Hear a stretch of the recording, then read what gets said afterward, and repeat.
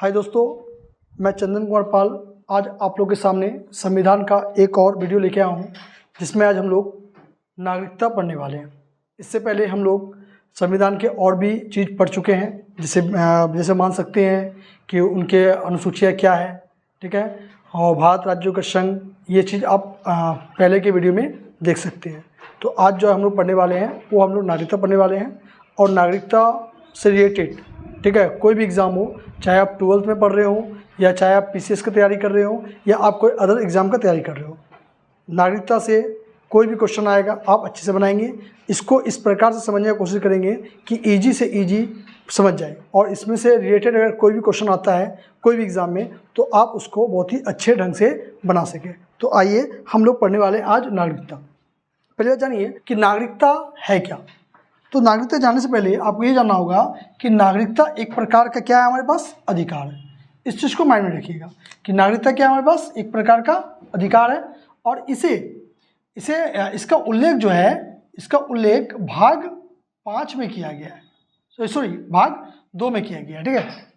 और अनुच्छेद जो है इसका 5 से लेकर 11 तक चर्चा किया गया है कि नागरिकता का संविधान में जो उल्लेख है वो भाग 2 में है, और अनुच्छेद 5 से लेकर 11 तक है, और ये एक प्रकार का क्या है, अधिकार है, ठीक है। दूसरी बात कि नागरिकता के बारे में सर्वप्रथम किसने बताया, तो नागरिकता के बारे में सर्वप्रथम जो बताया उस व्यक्ति का नाम है अरस्तु, ठीक है। पहला क्वेश्चन यहाँ से ये निकल गया कि नागरिकता का उल्लेख कहाँ से है, तो भाग 2 से है। अनुच्छेद कितना से कितना, 5 से 11। इसके बारे में सबसे पहले किसने बताया, तो आप कह सकते हैं कि अरस्तु ने बताया, ठीक है। और नेक्स्ट है कि इसे लिया कहाँ से गया है, तो इसे ब्रिटेन के संविधान से लिया गया है। आपको यहाँ ध्यान रखना है, ठीक है। और इसमें प्रथम बार जो संशोधन किया गया था वो 1986 में किया गया था, और संशोधन करने का जो शक्ति होता है वो किसके पास होता है, संसद के पास होता है, ये भी ध्यान रखिएगा। और इसे संघ सूची में हम लोग रखते हैं। तो नागरिकता से संबंधित अगर कोई भी कानून बनाना है तो इसे कानून बनाने का जो अधिकार है वो संसद के पास है, और ये एक प्रकार का कौन सा विषय है, तो संघ सूची का विषय है। आप लोगों को यहाँ तक याद हो गया। अब देखिए नागरिकता का तात्पर्य क्या है, तो नागरिकता का तात्पर्य समझिए कि निश्चित भू क्षेत्र में रहने वाले लोगों की संख्या से, जो निश्चित भू क्षेत्र है यहाँ पे जो रहने वाले लोग हैं उनसे है। दूसरा बात बोल रहा है कि जो संविधान के प्रति आदर रखते हैं, और दूसरा बात क्या कह रहा है कि जो संविधान के प्रति आदर रखते हैं, और तीसरा पॉइंट है कि जो संविधान द्वारा दिए गए अधिकारों का प्रयोग कर अपनी विकास करता है, ठीक है। तो 3 चीज़ आपको याद रखना है कि निश्चित भू क्षेत्र में रहने वाले लोगों से है, दूसरा संविधान के प्रति क्या रखते हैं, आदर रखते हैं, और तीसरा जो कि संविधान द्वारा दिए गए अधिकारों का प्रयोग कर अपने विकास करते हैं। यह है नागरिकता का तात्पर्य, ठीक है। अब देखिए कि नागरिकता जो है 2 प्रकार का, विश्व में अगर देखा जाए तो नागरिकता 2 प्रकार का है। एक है एकल नागरिकता। एक कैसी नागरिकता है, तो एक है एकल नागरिकता और एक है दोहरी नागरिकता, ठीक है।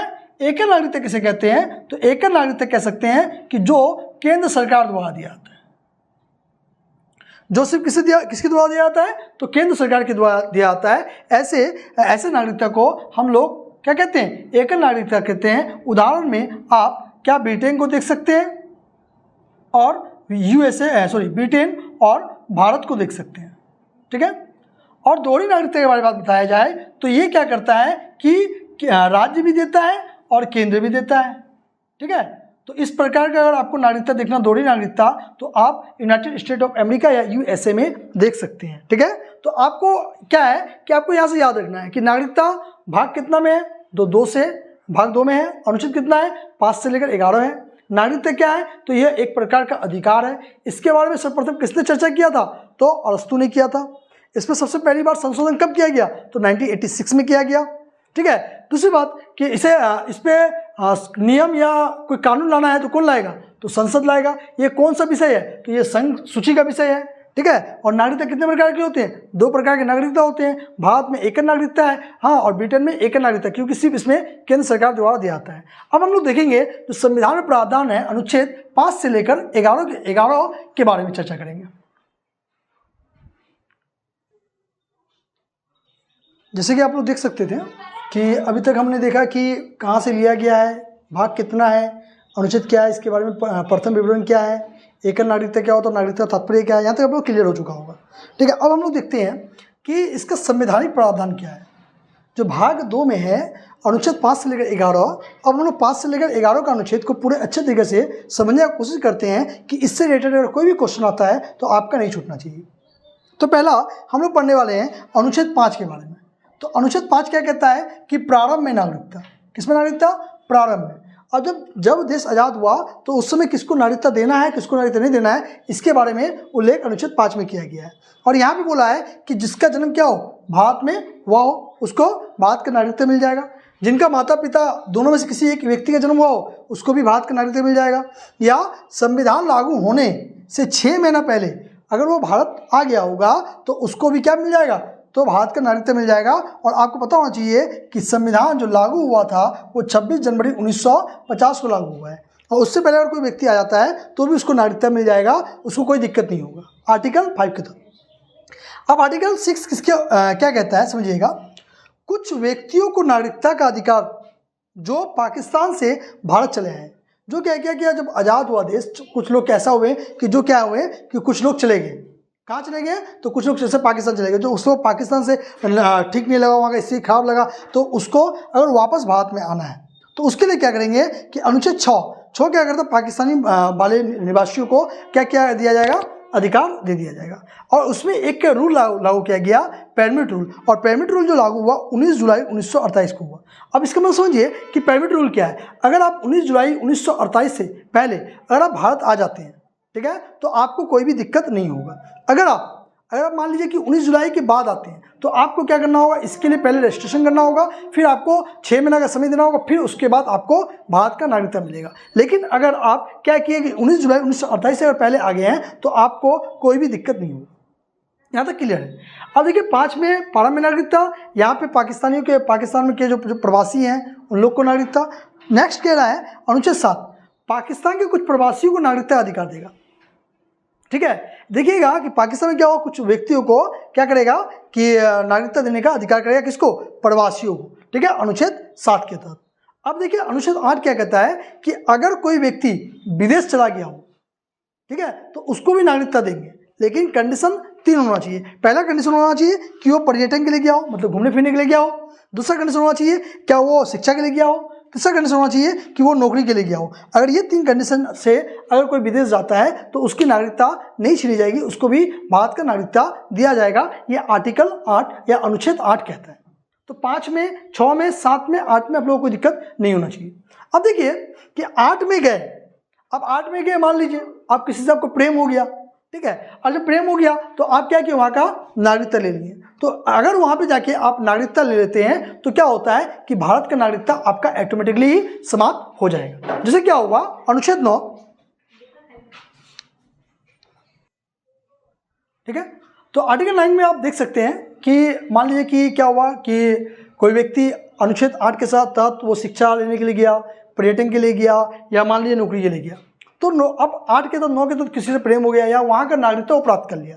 मतलब कह रहा है कि 8 के तहत आप घूमिए जाइए, लेकिन 9 के तहत अगर आप किसी से सट गए ना तो आपका क्या होगा कि आपका नागरिकता छीन लिया जाएगा।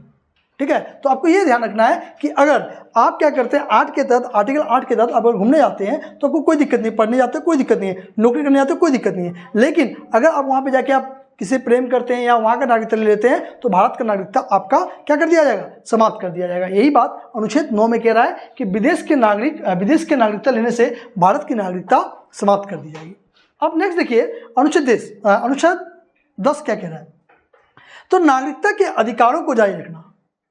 अधिकारों को जारी रखने का मतलब है कि कोई भी भारत का नागरिकता, भारत के व्यक्ति का नागरिकता तब तक नहीं छीनी जा सकती है जब तक वो व्यक्ति देश विरोधी कोई कार्य न कर दे। अगर व्यक्ति देश विरोधी कार्य करता है तो उसे आर्टिकल 10 के तहत उसकी नागरिकता को छीन लिया जाएगा। यहाँ तक क्लियर है आप लोग को। और लास्ट अनुच्छेद है अनुच्छेद 11। अब अनुच्छेद 11 क्या कहता है कि नागरिकता संबंधित कोई भी कानून, ठीक है, वो जो बनाने का अधिकार है वो संसद के पास है। और संसद के पास किसके पास, तो संसद के गृह मंत्री के पास या गृह मंत्रालय के पास जो है नागरिकता संबंधित कानून बनाने की प्रक्रिया होती है। और आप लोग देख चुके हैं कि 2019 में एक कानून आया था जिसको आप लोग CAA कहते हैं, हम लोग सीएए के बारे में भी चर्चा आगे करेंगे। तो एक बार क्या करते हैं, इसको ओवरऑल देख लेते हैं कि अनुच्छेद 5 में क्या कहता है। प्रारंभ में नागरिकता, आपका जन्म हुआ हो, माता पिता का जन्म हुआ हो, या आप क्या हो कि संविधान लागू होने से 6 महीने पहले आप भारत आ गए हो।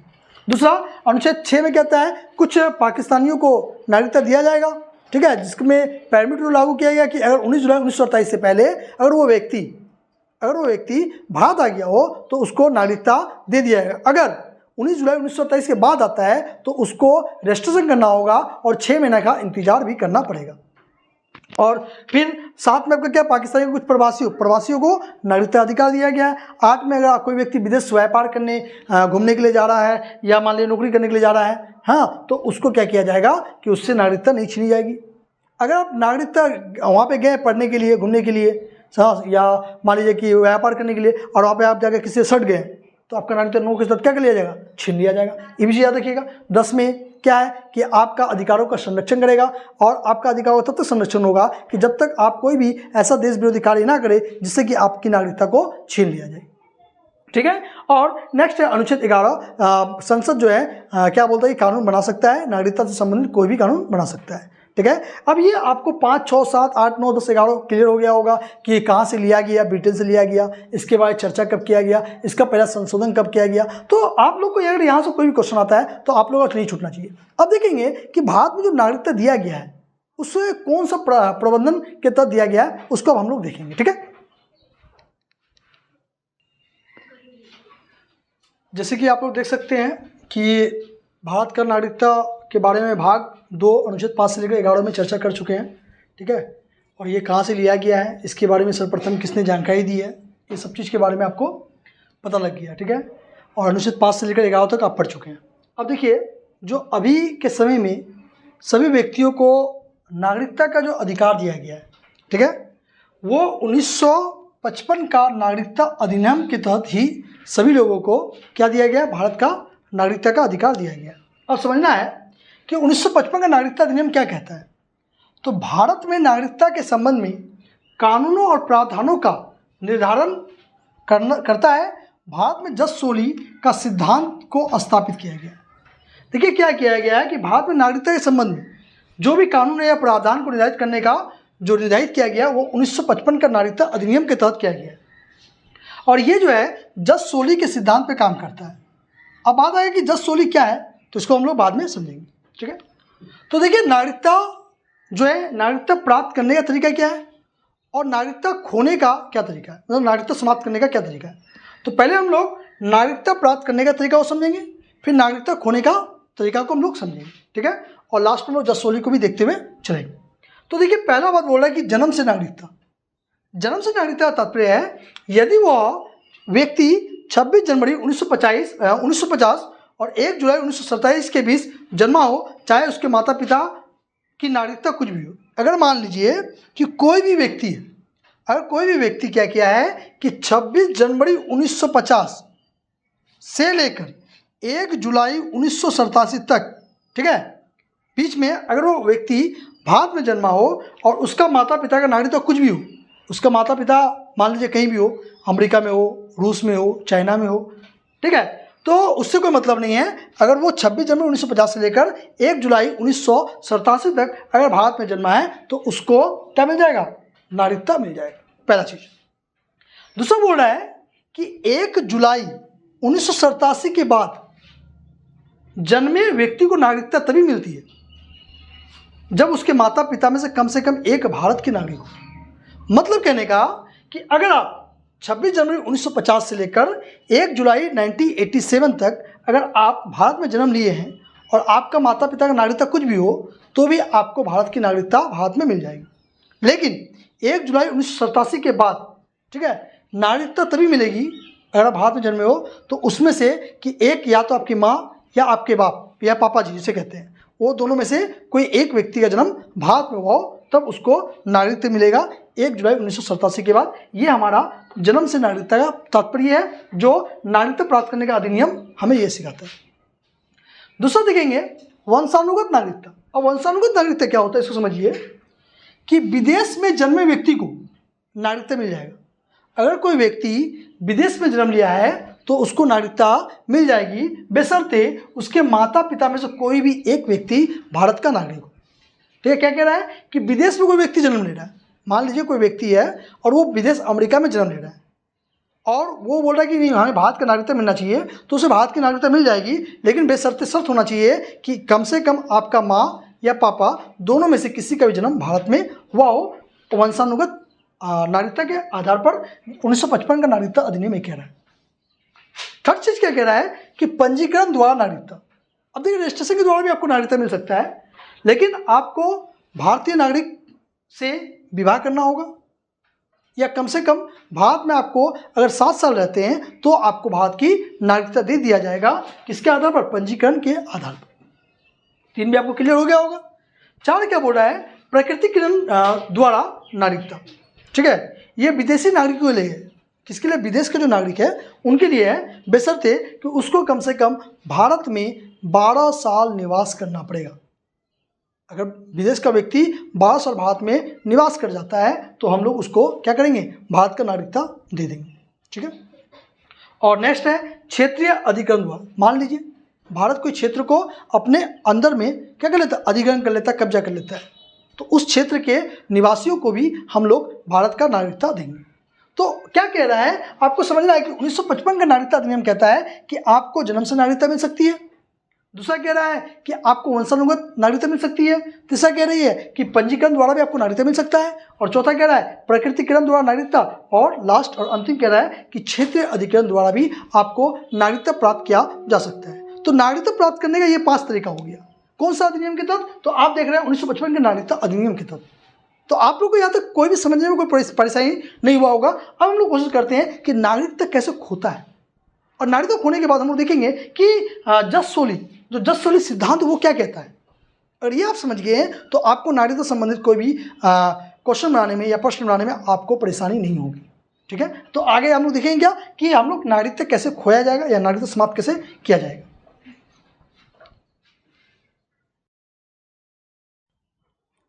तो आप लोग अभी तक नागरिकता जो है पाने का अधिकार देख चुके हैं। अब हम लोग नागरिकता खोने का अधिकार क्या है, ठीक है, तो इसको देखते हैं। नागरिकता खोने का अधिकार है कि स्वेच्छा से नागरिकता का त्याग। आप खुद से क्या कर रहे हैं? नागरिकता का त्याग कर रहे हैं। मतलब कि हो सकता है कि आप कोई विदेश का नागरिकता को अपना लें तो ऑटोमेटिकली आप भारत का नागरिकता छोड़ना चाहते हैं, उसको हम लोग स्वेच्छा का नागरिकता कहते हैं। दूसरा है सरकार द्वारा वंचित करना। सरकार द्वारा भी आपके नागरिकता को समाप्त किया जा सकता है। उसके लिए कंडीशन क्या है कि 4 कंडीशन कम से कम आपको जानना है। जैसे जब नागरिकता धोखे से प्राप्त की गई हो, कोई व्यक्ति है और वो व्यक्ति क्या किया है? धोखे से नागरिकता प्राप्त कर लिया है। ऐसा उल्लेख अगर आप देखिएगा तो एक पश्चिम बंगाल में एक एमएलए या कोई एमपी होगा टीएमसी का, ठीक है, और वो क्या किया था कि वो मतलब कि धोखे से अपना आधार कार्ड बनवा लिया था, ठीक है, और बाद में पता चलता है कि वो जो है यहाँ का निवासी नहीं है। उसके विषय में फिर बहुत सारी बातें की गई। ठीक है, तो जब नागरिकता क्या होता है? धोखे से प्राप्त किया जाता है। दूसरा है नागरिक ने संविधान का अपमान किया हो। अगर कोई व्यक्ति या कोई नागरिक संविधान का क्या कर रहा है? अपमान कर रहा है, तो उस स्थिति में भी आपको जो है नागरिकता से आपको वंचित किया जा सकता है। लगातार 7 वर्ष तक भारत से बाहर रहना। अगर आप कंटिन्यू 7 साल भारत से बाहर रह रहे हैं तो भी आपका नागरिकता भारत से छीन लिया जाएगा। ठीक है, और चौथा है कि 5 वर्ष के अंदर किसी भी देश में एक नागरिक को 2 वर्ष से अधिक का कारावास या जेल हो गया हो तो वैसे व्यक्ति का भी नागरिकता को छीन लिया जाएगा। यह आपको ध्यान में रखना है। ठीक है, तीसरा चीज कि युद्ध के समय जो दुश्मन देश है, शत्रु देश है, उसको अगर आप सपोर्ट करते हैं तो उसमें भी अगर आप पकड़ा जाते हैं तो भी आपको क्या किया जाएगा कि आपकी नागरिकता को छीन लिया जाएगा। यहाँ तक आपको याद हो गया हो। ठीक है, अब देखिए कि आप लोग को एक वर्ड होता है कि जस सोली का तात्पर्य जन्म आधारित नागरिकता है। मतलब भारत में जस सोली का सिद्धांत को अपनाया गया है कि भारत में जो है जन्म के आधार पर, माता पिता के जन्म, आपके जन्म के आधार पर आपको नागरिकता मिलता है। ठीक है, इसलिए भारत में कौन सा सिद्धांत को अपनाया गया है? तो आप कह सकते हैं कि सर जस सोली का सिद्धांत को अपनाया गया है। अब देखिए समय समय पर क्या किया कि सरकार ने जो है नागरिकता से संबंधित संशोधन करते रहे। और लगभग अभी तो बहुत सारे संशोधन हो गया। और पहला संशोधन आपको जो हुआ था, आपको याद होना चाहिए, 1986 में हुआ। और संशोधन करने की जो शक्ति है वो संसद के पास है, ये भी आपको याद रखना है, ठीक है। तो पहला चीज़ जो 1986 में किया, असम क्षेत्रों के संबंध में संशोधन किए गए थे। असम क्षेत्रों के संबंध में संशोधन प्रथम बार 1986 में किया गया। 1992 में क्या हुआ कि माता पिता के आधार पर नागरिकता, ठीक है, क्या होगा कि अब 1992 में एक एक्ट लाया गया कानून संबंधी, जिसमें कहा गया कि माता पिता दोनों का जन्म कहाँ हो, भारत में हो तो ही नागरिकता मिलेगा। लेकिन पहले क्या होता था कि इससे पहले सिर्फ पिता की, अगर पिता आपका भारत में जन्म लिया हो तो उससे आपको नागरिकता मिल जाती थी। तो फिर यहाँ संशोधन हो गया। फिर देखते हैं आगे 2003 में संशोधन हुआ जिसमें OCI और PIO। अब ये क्या है, हम लोग इसका चर्चा जो है अगले वीडियो में करेंगे, जिसमें हम लोग क्या है कि CAA को अच्छे तरीके से पढ़ेंगे कि CAA क्या है। और क्योंकि CAA इसलिए जरूरी है क्योंकि अभी के समय, वर्तमान समय अगर कोई भी एग्जाम आप देते हैं तो ये CAA से क्वेश्चन आना 100% तय है। चाहे आप सिविल सर्विस की तैयारी करो तो CAA तो आपके लिए मोस्ट इंपॉर्टेंट हो जाता है, ठीक है। 2005 में भी OCI, 2015 में भी किया गया एक संशोधन। और आप लोगों को याद रखना सबसे इंपॉर्टेंट संशोधन हाल फिलहाल में हुआ है, 2019 में हुआ है, और ये CAA है, ठीक है, सिटीजन एमेंडमेंट एक्ट कहते हैं इसको लाया गया है। इसमें क्या चर्चा किया गया है नहीं है, इसके बारे में हम लोग जो है चर्चा करेंगे अलग वीडियो में। इसको हम लोग डिटेल में पढ़ेंगे कि CAA क्या होता है, OCI क्या होता है, PIO क्या होता है। तो आपको ध्यान रखना है कि नागरिकता संबंधित आपको क्या क्या चीज़ याद रखना है। तो एक बार हम लोग क्या कर लेते हैं और उसको रिविजन कर लेते हैं कि नागरिकता के बारे में सर्वप्रथम जो चर्चा किया था वो अरस्तु के द्वारा किया गया था। नागरिकता जो लिया गया वो ब्रिटेन से लिया गया है। नागरिकता का चर्चा संविधान के भाग 2 अनुच्छेद 5 से लेकर 11 तक में की गई है। यहाँ तक आप लोग क्लियर होना चाहिए। नागरिकता कह सकते हैं कि दो प्रकार का है, एक नागरिकता और दोहरी नागरिकता। एक नागरिकता जो केंद्र सरकार के द्वारा दी जाती है, जैसे ब्रिटेन और इंडिया कह सकते हैं। दोहरी नागरिकता जिसमें हम लोग क्या कह सकते हैं कि राज्य भी दे रहा है और केंद्र भी दे रहा है। ऐसी एग्जाम्पल हम लोग अमेरिका में USA को हम लोग देख सकते हैं, ठीक है। और ये जो नागरिकता है ये क्या है कि ये संघ सूची का विषय है, ये भी आपको याद रखना है, मुख्य तौर पे याद रखना है। फिर हम लोग देखते हैं कि अनुच्छेद 5 से लेकर 11 में क्या है। प्रारंभ में नागरिकता है, 6 में पाकिस्तानियों के लिए नागरिकता है। उसमें परमिट रूल था कि 19 जुलाई 1938 को लागू हुआ। अगर आप उससे पहले आ गए हैं तो आपको कोई दिक्कत नहीं होगा, अगर उसके बाद आए तो आपको रजिस्ट्रेशन करना होगा, 6 महीने के लिए रुकना होगा। अब यहाँ तक आपको सब क्लियर था, ठीक है। 7 में पाकिस्तानियों के लिए, पाकिस्तान के प्रवासियों के लिए नागरिकता था। 8 में आप घूमने जाइए, व्यापार करने जाइए, शिक्षा ग्रहण करने जाइए, आपकी नागरिकता नहीं छीनी जाएगी। लेकिन आप वहाँ पे सट गए तो 9 के तहत आपकी नागरिकता छीन ली जाएगी। 10 में कह रहा है कि अगर आप देश विरोधी कार्य करते हैं तो आपकी नागरिकता छीन लिया जाएगी। और आर्टिकल 11 यह कहता है कि जो संविधान में नागरिकता संबंधी कानून जो बनाने का शक्ति है वो संसद के पास है, और संसद के जो गृह मंत्रालय होता है उसके पास है। जैसे अभी कह सकते हैं अमित शाह, वो मुख्य तौर पे करते हैं। तो आपको यहाँ तक क्या है कि याद हो गया होगा, ठीक है। फिर हम लोग देखिए कि नागरिकता खोने का तरीका क्या है, नागरिकता पाने का तरीका क्या है, नागरिकता में कितनी बार संशोधन हो चुका है, ये आपको पूरी तरीके से क्लियर हो गया होगा। अब क्या कीजिए कि आप एक बार इसको पढ़ने के बाद आप इसका ऑब्जेक्टिव बनाइए। ऑब्जेक्टिव कहाँ से बनाइएगा, तो इसके लिए आप 2 बुक का उपयोग कर सकते हैं। एक बुक का नाम है घटना चक्र, या ल्यूशन का वस्तुनिष्ठ वाला आता है, वहाँ से कीजिए। और इससे रिलेटेड अगर कोई भी क्वेश्चन में आपको कन्फ्यूजन होता है तो आप कमेंट में बता सकते हैं। अगर वीडियो आपको अच्छा लगा होगा तो चैनल को लाइक करें, सब्सक्राइब करें और शेयर करें। Thank you.